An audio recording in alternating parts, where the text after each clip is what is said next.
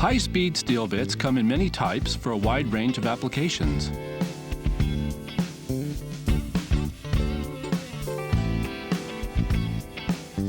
New bits have a protective sheath like this one. Before using the bit, remove this sheath.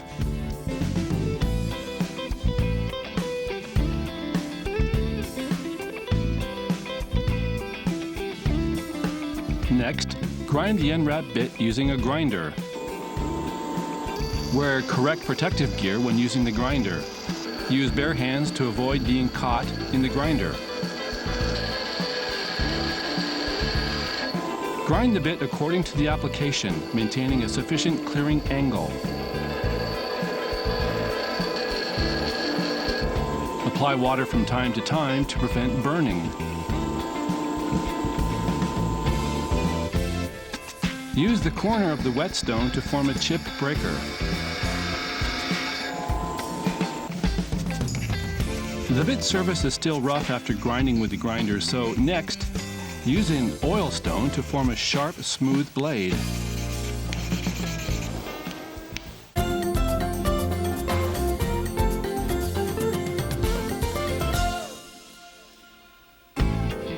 Now let's start the actual lathe work. First, center the bit. Align the height of the center with the surface gauge.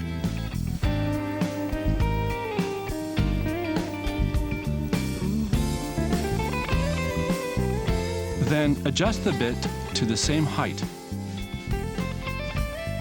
When adjusting, make sure the blade tip does not extend too far out from the tool stand. Just 1.5 times or twice the shank width is fine. Insert the boards and adjust the height, using as few boards as possible.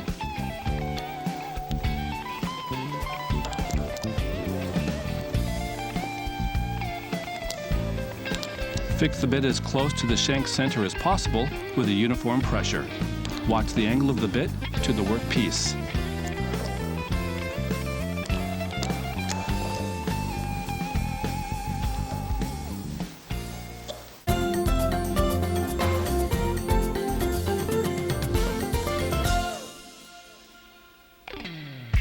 Using a 3-clawed chuck, cut the mild steel pole. To cut the ends, pull the work out a bit from the chuck and tighten it.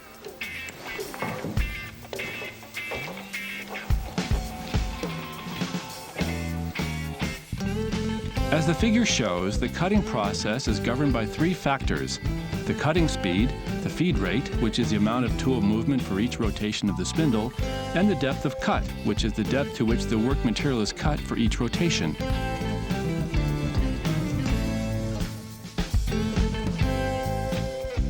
Perform rough machining of the ends. The bit used is a right-hand bent tool bit. The rotation speed is 320 RPMs. Feed is manual feed. To prevent being hit by cutting chip, stand in a safe position when cutting.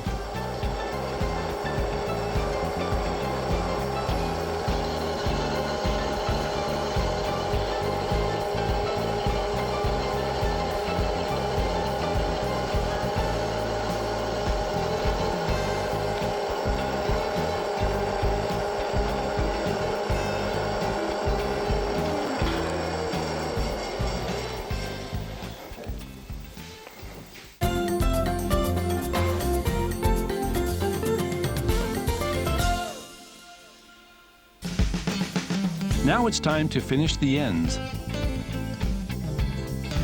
The bit used is an offset tool bit. Adjust the bit so it touches the workpiece horizontally.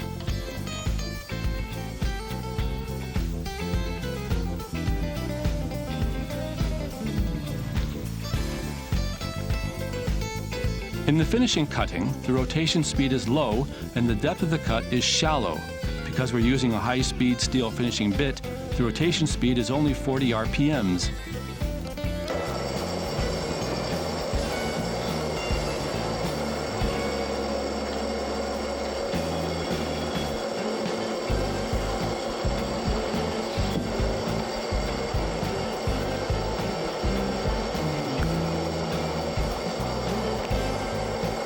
When using a high-speed steel bit, apply lube oil to improve the finish and the working life of the bit.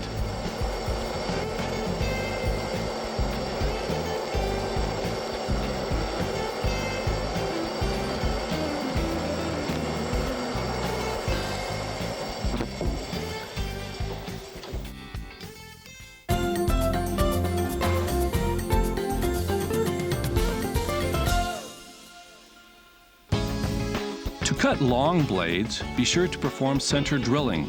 You will need to attach a center drill.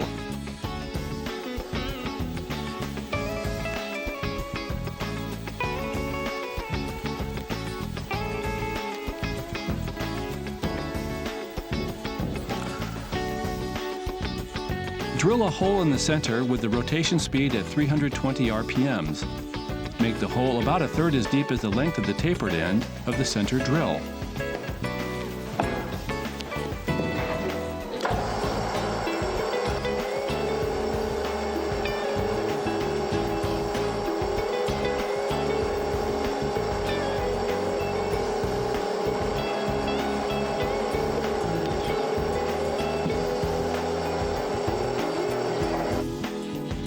To perform center drilling, mount the bit on a center lathe.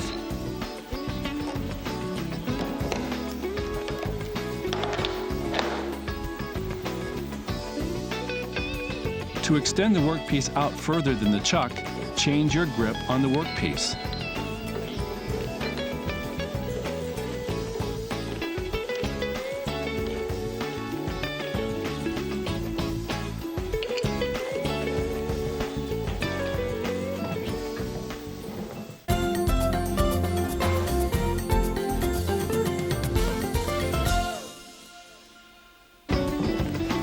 Now we'll perform rough machining of a cylinder. The bit used is a right-hand bent tool bit. The rotation speed is 320 RPMs. Feed is automatic.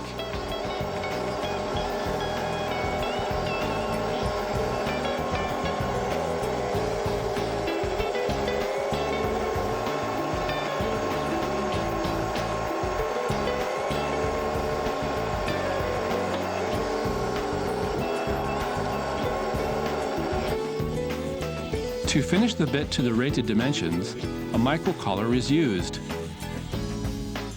First, measure the present dimensions of the workpiece. If they are close to the rated dimensions, you can change the bit into a finishing bit. To adjust the microcollar of the lathe to 0, first make a shallow cut.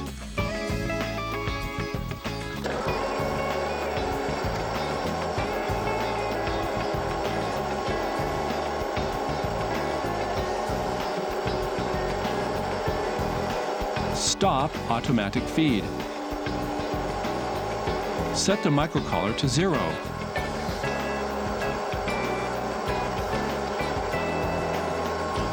Pull the bit and manually return the tool stand.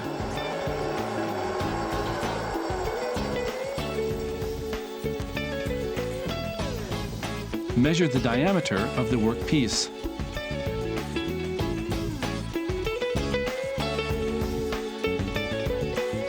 Using the microcollar to keep an eye on the remaining margin until the rated dimensions, continue feeding and grinding.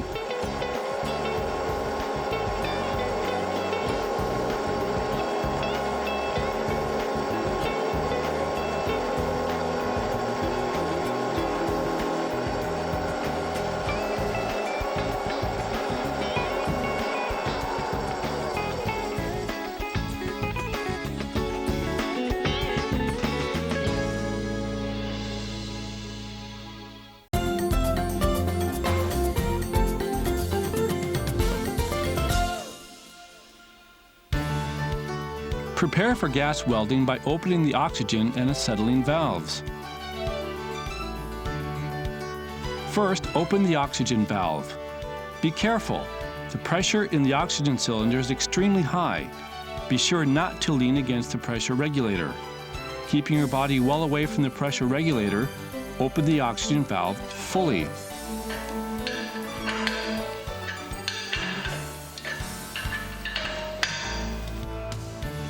The pressure inside the acetylene cylinder is low, so give the valve a half turn or single turn.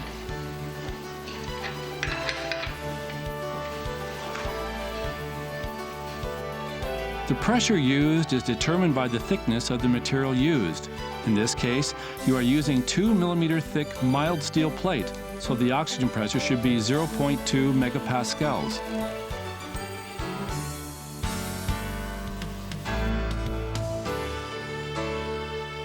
The acetylene should always be at 1/10 of the oxygen's pressure, which in this case is 0.02 megapascals. Be careful that the acetylene pressure never exceeds ambient atmospheric pressure. Before connecting the blowpipe to the hose, check the suction of the injector. First, connect the oxygen hose to the blowpipe, then open the acetylene valve slightly. Next, open the oxygen valve slightly. Place your fingertip over the suction inlet to check the suction. If the injector is working correctly, close the valves and attach the acetylene hose to the blowpipe.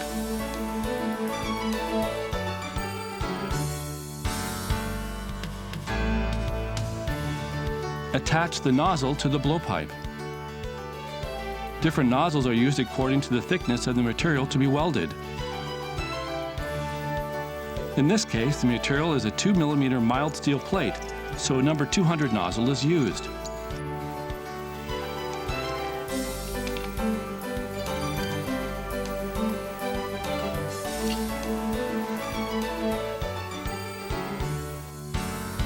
Before starting welding, put on your safety gear: welding shoe covers, apron, gloves, and safety glasses.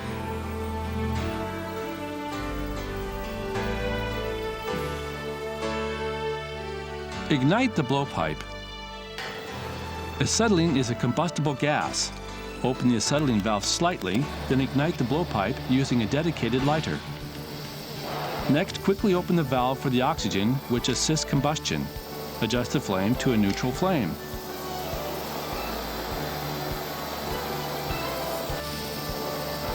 To extinguish the flame, shut off the oxygen, then quickly shut off the acetylene.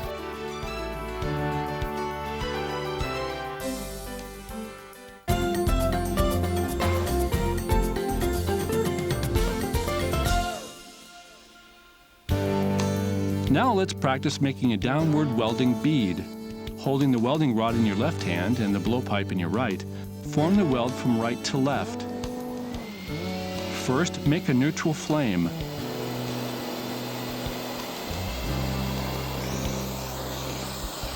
Melt the base metal 2 to 3 millimeters from the tip of the core. When you have a molten pool of melted base metal, perform the weld by moving the welding rod slowly through the pool from right to left.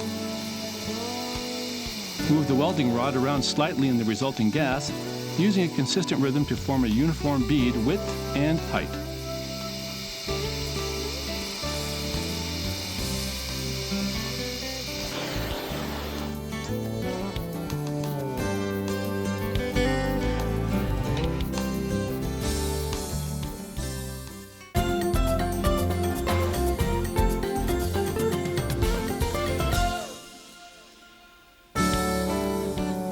Next, we'll make a downward butt weld.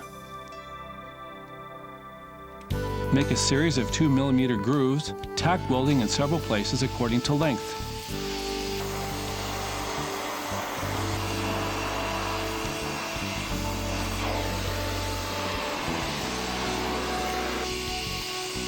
As with the beading practice,